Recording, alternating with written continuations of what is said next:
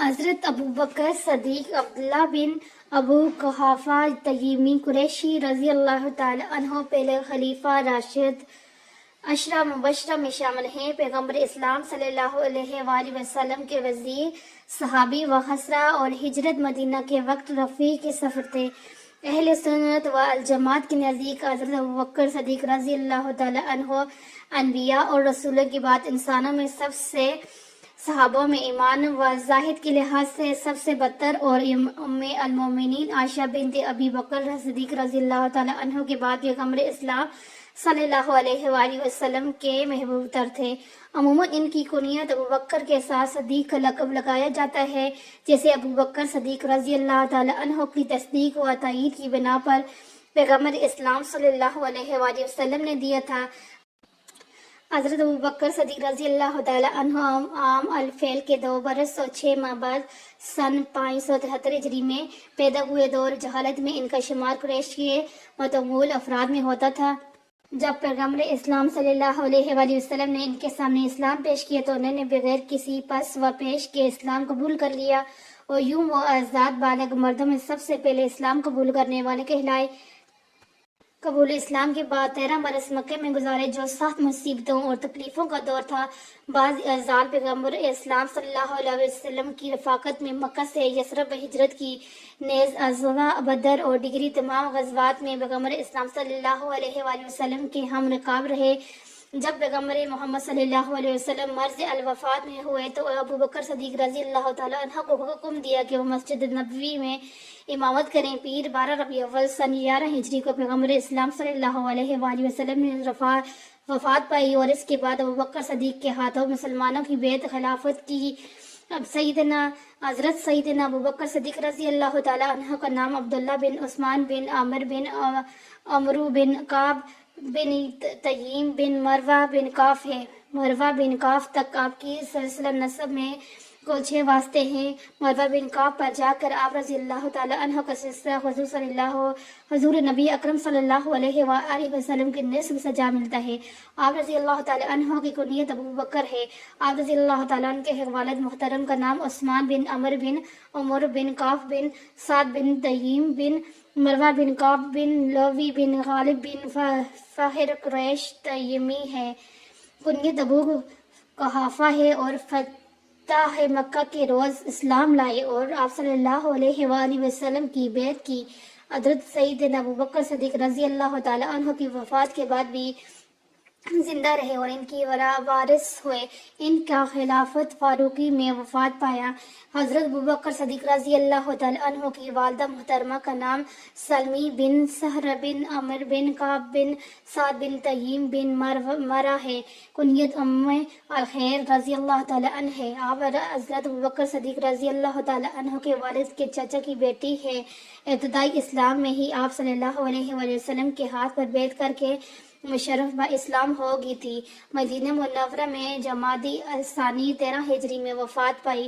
حضرت ابوبکر صدیق رضی اللہ تعالی عنہ کی ازواج بیویوں کی تعداد 4 ہے۔ آپ نے 2 نکاح مکہ مکرمہ میں کیے اور 2 مدینہ منورہ میں۔ ان ازواج سے آپ کے 3 بیٹے اور 3 بیٹیاں ہوئی، جن کی تفصیل درج ذیل ہے۔ حضرت سیدنا ابوبکر صدیق رضی اللہ تعالی عنہ کا پہلا نکاح قریش کے مشہور شخص الغازی کی بیٹی ام قتیلہ سے ہوا۔ اس سے آپ رضی اللہ تعالی عنہ کے ایک بڑے بیٹے حضرت سیدنا عبداللہ رضی اللہ تعالی عنہ اور ایک بیٹی حضرت سیدنا اسماء رضی اللہ تعالی عنہ پیدا ہوئی۔ آپ رضی اللہ تعالی عنہ کا دوسرا نکاح ام رمان بنت عامر بن عموریہ سے ہوا۔ ان سے ایک بیٹے حضرت سیدنا عبد الرحمن رضی اللہ تعالی عنہ اور ایک بیٹی ام المومنین حضرت سیدنا عائشہ صدیقہ رضی اللہ تعالی عنہ پیدا ہوئی۔ سیدنا صدیق اکبر رضی اللہ تعالی عنہ نے تیسرا نکاح حبیبہ بنت حرجہ بن زید سے کیا۔ ان سے آپ رضی اللہ تعالی عنہ کی سب سے چھوٹی بیٹی حضرت سید ام کلثوم رضی اللہ تعالی عنہ پیدا ہوئی۔ آپ رضی اللہ تعالی عنہ نے چوتھا نکاح سیدہ اسما بنت امیس رضی اللہ تعالیٰ عنہ سے کیا. یہ حضرت سیدنا جعفر بن ابی طالب رضی اللہ تعالیٰ عنہ کی زوجت تھی. جعفر بن ابی طالب رضی اللہ تعالیٰ عنہ کی جنگ موتہ کے دوران شہادت ہوگی. حضرت سیدنا جعفر رضی اللہ تعالیٰ عنہ کی شہادت کے بعد حضرت سیدنا ابو بکر صدیق رضی اللہ تعالیٰ عنہ نے سیدہ اسما بنت امیس رضی اللہ تعالیٰ عنہ کے ساتھ نکاح کر لیا.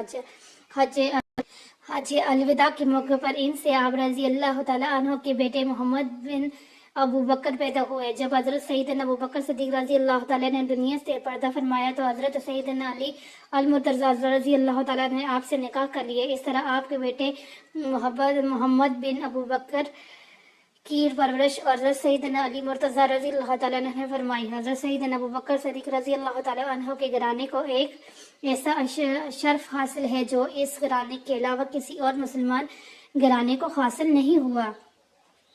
حضرت ابو بکر صدیق رضی اللہ تعالیٰ عنہ خود بھی صحابی. ان کے والد حضرت ابو قحافہ رضی اللہ تعالیٰ عنہ بھی صحابی. آپ کے تینوں بیٹے حضرت عبداللہ رضی اللہ تعالیٰ عنہ، حضرت عبد الرحمن رضی اللہ تعالیٰ عنہ اور حضرت محمد بن ابی بکر رضی اللہ تعالیٰ عنہ بھی صحابی. اور رضی اللہ تعالیٰ عنہ کے بیٹے پوتے بھی صحابی. آپ کی بیٹیاں حضرت سیدنا عائشہ رضی اللہ تعالیٰ عنہ، حضرت سیدہ اسما رضی اللہ تعالیٰ عنہ اور حضرت سیدہ ام کلثوم رضی اللہ تعالیٰ عنہ بھی صحابیات اور ان کے نواسے بھی صحابی ہوئے. حضرت سیدنا موسیٰ بن عقبہ رضی اللہ تعالیٰ عنہ سے روایت ہے کہ ہم صرف 4 ایسے افراد کو جانتے ہیں جو خود بھی مشرف با اسلام ہوئے اور شرف صحابیت پائی اور ان کے بیٹوں نے بھی اسلام قبول کر کے شرف صحابیت حاصل کی.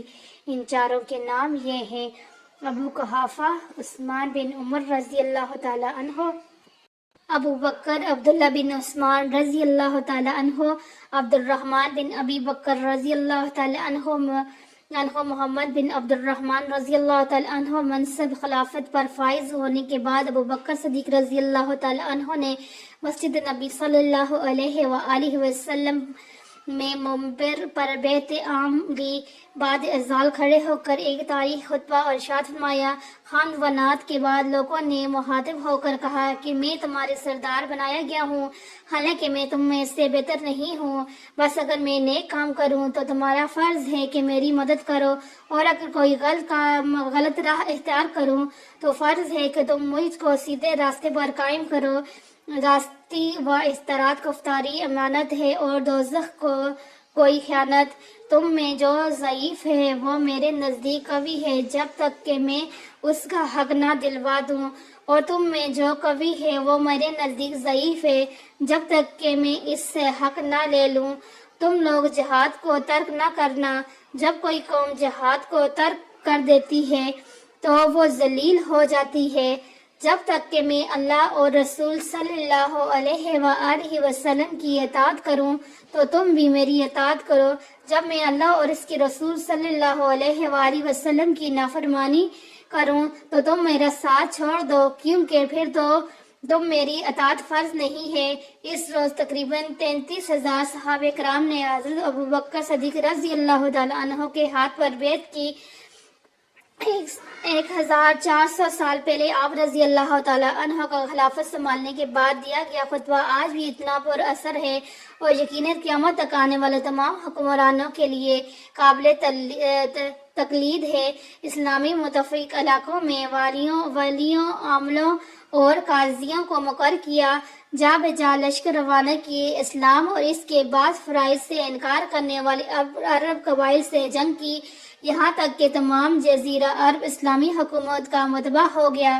فتویٰ ارتد فروا ہو جانے کے بعد ابو بکر صدیق رضی اللہ تعالیٰ عنہ نے عراق کو فتح کرنے کے لیے لشکر روانہ کیے.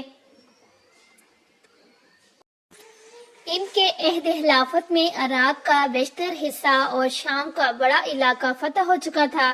خلیفہ اول سیدنا ابو بکر صدیق رضی اللہ تعالیٰ عنہ نے اپنے زمانہ خلافت میں عقیدہ ختم نبوت صلی اللہ علیہ وآلہ وسلم کے تحفظ کے لیے جھوٹے مدعین نبوت کی سرگوبی کی اور اپنے عمل سے ثابت کیا کہ عشق مصطفیٰ صلی اللہ علیہ وآلہ وسلم اور عقیدہ ختم نبوت ایمان کی اثاثہ ہے۔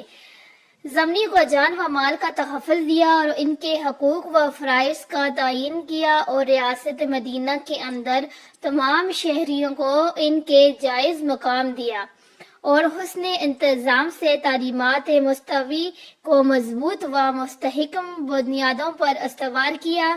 خلیفہ اول سیدنا ابوبکر صدیق رضی اللہ تعالی عنہ کا زمانہ خلافت نبی کریم صلی اللہ علیہ وآلہ وسلم کے اسوہ حسنہ کا عملی پیگر تھا۔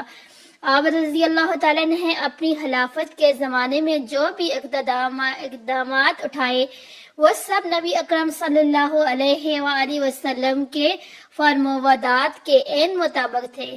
آج بھی عالم اسلام کے حکمران اور مختلف انتظام کے تحت کام کرنے والے حکومتیں سیدنا ابوبکر صدیق رضی اللہ تعالی عنہ کی حکومتی و انتظامی ماڈل سے سیکھیں۔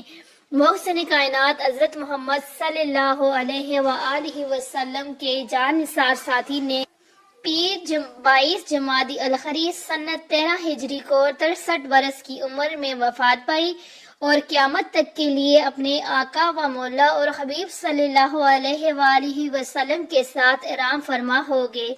اللہ کی لاکھوں کروڑوں رحمتیں اور برکتیں نازل ہوں آپ صلی اللہ علیہ وآلہ وسلم پر اور آپ کی آل پر اور آپ صلی اللہ علیہ وآلہ وسلم کے صحابہ پاک رضوان اللہ اجمعین پر، آمین ثم آمین۔ نوٹ: اس تحریر میں کسی بھی قسم کی غلطی بشمول معنی، املا یا لفظی غلطی پر اللہ کی کریم کے ہاں معافی کے طلبگار ہوں میں، اور اگر کسی مسلمان بھائی کو بہن کو اس تحریر میں کسی بھی قسم کی غلطی کا اعتراض ہو نظر آئے تو وہ برائے کرم اس کو معاف کر دیں، کیونکہ اپنی طرف سے کوشش کی گئی ہے کہ ہر چیز صحیح طریقے سے ہو، لیکن پھر بھی انسان ہے، اگر کوئی بھی تحریر اس میں کوئی غلطی ہو گئی ہے تو پلیز اس کو معاف کر کے اس تحریر کو پڑھیں اور آگے بھی شیئر کریں۔